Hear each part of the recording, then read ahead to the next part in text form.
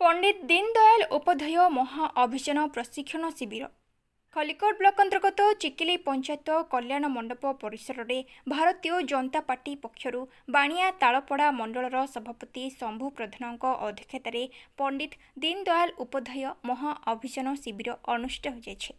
आयोजित शिविर को घुमुसर आसिका बीजेपी जिला सभापति विजय कुमार स्वाई आनुष्ठानिक भाव उद्घाटन करथिले। वरिष्ठ बीजेपी नेता अनिल कुमार पंडा जोगदे प्रशिक्षणर उद्देश्य नहीं आलोकपात करथिले। अन्यमानंक मध्यरे घुमुसर आसिका बीजेपी जिला उपसभापति अरुण कुमार खुंटिया, प्रभारी स्वप्ना कुमारी प्रधान, श्रीकांत कुमार महापात्र, जिला साधारण संपादक यज्ञ नारायण दास, बीजेपी युव नेता जगन्नाथ भूया, निरंजन नायक, नायकाणीपल्ली सरपंच मिथुन खुंटिया, पूर्वतन सरपंच मनोज प्रधान समेत बहु बीजेपी नेतृवृंद और सहस्राधिक महिला और पुरुष कर्मी प्रशिक्षण शिविर में उपस्थित रही अंशग्रहण करथिले।